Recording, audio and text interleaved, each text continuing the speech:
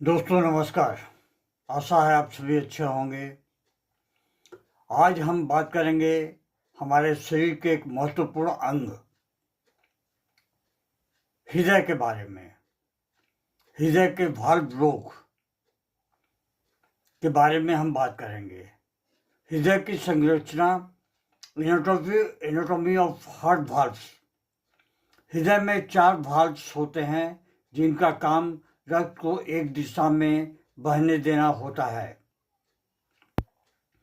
Mitral valve स्थान जो है इसका लेफ्ट एट्रियम है और लेफ्ट वेंट्रिकल। समस्या क्या हो सकती है? माइट्रल स्टेनोसिस और माइट्रल रिगर्जिटेशन हो सकता है। ट्राइकस्पिड वाल्व, इसका स्थान जो है राइट एट्रियम है और राइट वेंट्रिकल। समस्या क्या हो सकती है? ट्राइकस्पिड रिगर्जिटेशन हो सकता है। एरोटिक वाल्व, स्थान जो है लेफ्ट वेंट्रिकल है और एरोटा है। समस्या क्या हो सकती है? एरोटिक स्टेनोसिस हो सकता है और साथ ही एरोटिक रिगर्जिटेशन भी हो सकता है। पल्मोनरी वाल्व, इसका स्थान जो है राइट वेंट्रिकल है और पल्मोनरी आर्टरी में ये रक्त संचार करती है। समस्या क्या हो सकती है? पल्मोनरी स्टेनोसिस हो सकता है। हृदय वाल्व की कार्य प्रणाली, फिजियोलॉजी क्या है? वाल्व खुलते हैं और रक्त आगे बढ़ता है। वाल्व बंद होते हैं, रक्त वापस नहीं आता। यदि वाल्व ठीक से न खुलें तो स्टेनोसिस होने की चांसेस होते हैं। ठीक से अगर बंद नहीं हो तो रिगर्जिटेशन या फिर इनसफिशिएंसी हो सकती है। वाल्वुलर हार्ट डिजीज क्या है, आइए हम देखते हैं।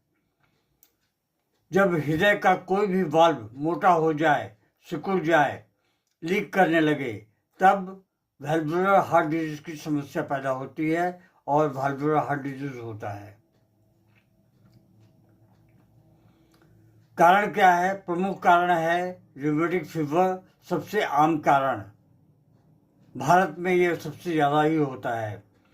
जन्मजात दोष, कॉन्जेनिटल समस्या, बढ़ती उम्र, degenerative changes.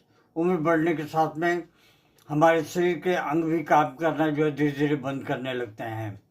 Infection, infective endocarditis, autoimmune disease, heart attack के बाद, high blood pressure, calcification of valves. रोग प्रक्रिया क्या है? पैथोफिजियोलॉजी क्या है? आइए हम इसके बारे में भी थोड़ा जान लेते हैं। वाल्व का खराब होना, रक्त का रुकना या वापस आना, हृदय पर दबाव का बढ़ना, चेम्बर्स का फैलना, डायलेटेशन और हार्ट फेल्यूर इसके रोग प्रक्रिया में आते हैं। पैथोफिजियोलॉजी जिसे अंग्रेजी में कहा जाता है। लक्षण, साइन एंड सिम्टम्स। सामान्य लक्षण क्या है? सांस का फूलना, सीने में दर्द का होना, धड़कन तेज होना, थकान, पैरों व टखनों में सूजन का आना, चक्कर या फिर बेहोशी का होना, रात में सांस की तकलीफ का बढ़ना, खांसी के झागदार कफ। गंभीर अवस्था में साइनोसिस, नीलापन आ जाता है शरीर में, एसाइटिस हो जाती है, हार्ट फेल्यूर की तरफ में चला जाता है। इसकी जांच जो है सर्वप्रथम ईसीजी करवाएं, हो सके तो एक इकोकार्डियोग्राफी करवाएं, चेस्ट एक्सरे करवाएं, कार्डियक एमआरआई करवाएं और ब्लड टेस्ट जो है बहुत ही जरूरी होता है। होम्योपैथी दृष्टिकोण, इसमें हम बात करेंगे बोरिक रेपरेटरी के अनुसार प्रमुख कार्डियक रेमेडीज। डिजिटलिस के लक्षण कुछ इस तरह हैं। बहुत कमजोर हृदय, पल्स धीमी या फिर अनियमित, दिल की धड़कन सुनाई देना, cyanosis, valvular disease with heart failure, slow weak pulse. की सिम्टम में स्लो वीक पल्स है। क्रेडिगस ऑक्सीजन था।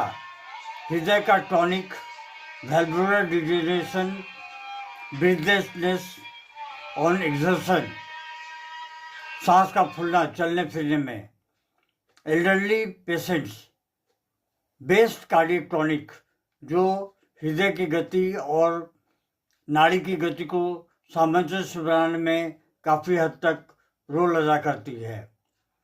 स्टोफेंथस, dyspnoea on least exertion, dropsy, valvular heart disease with oedema, kalmia latifolia, rheumatic origin heart disease, pain radiating down to left arm, बाएं तरफ हाथों में इसका दर्द जाता है। स्लो पल्स, नाड़ी जो है धीरे चलती है। Spigelia, mitral valve disease, palpitation with sharp stitching pain, मालूम पड़ता है जैसे कि हृदय में कोई सुई चुभ हो रहा हो। पेन वर्स फ्रॉम मोशन, हरकत करने से दर्द का बढ़ना। लौरोसिरोसिस, साइनोसिस, नीलापन आ जाता है शरीर में। Valvular disease with blue lips, होठ जो है नीले पड़ जाते हैं। Coldness of extremities. अगली जो दवा है वो है adonis vernalis, weak myocardium, valvular disease with dropsy, irregular pulse. Convallaria, valvular disease with venous congestion, orthopnoea, लेटने से सांस में घुटन का आना, इसे ऑर्थोपनिया भी कहते हैं। Cactus grandiflorus, heart feels close by iron band, constriction sensation, valvular lesions with pain। इसमें नोसोर्स एंड सार्कोर्स भी बहुत अच्छा काम करते हैं। सार्कोर्स में आती है कार्डियोस मैरियानस, मायोकार्डियम, ऑरिक्युलरिडियम।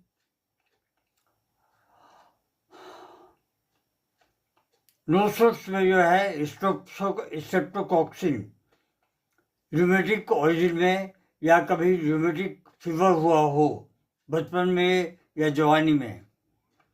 पायरोजेन, इन्फेक्टिव एंडोकार्डाइटिस में इसका बहुत ही अच्छा कार्य है। हमेशा आप किसी अनुभवी चिकित्सक से ही सलाह लें, उनसे सलाह मशवरा करें और कोशिश यही करें कि उनसे दवाइयाँ लेते रहें। कम से कम 5 से 6 महीने आपको ये दवाइयाँ लेनी होंगी। जिंदगी लंबी है, 5 से 6 महीने पलक झपकते ही कट जाती है। इसीलिए कभी ये ना सोचें कि 5 से 6 महीने,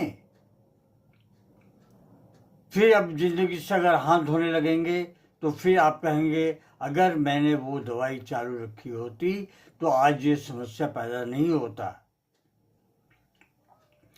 परहेज में क्या करें? जीवन शैली को पलटें। नमक खाना कम करें, तनाव से बचें, धूम्रपान और शराब न लें, नियमित हल्का व्यायाम करें, मॉर्निंग वॉक तो अवश्य ही करें।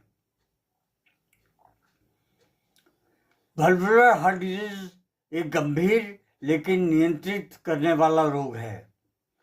सही समय पर सही उपचार, सही दवाइयाँ लेकर आप ठीक हो सकते हैं।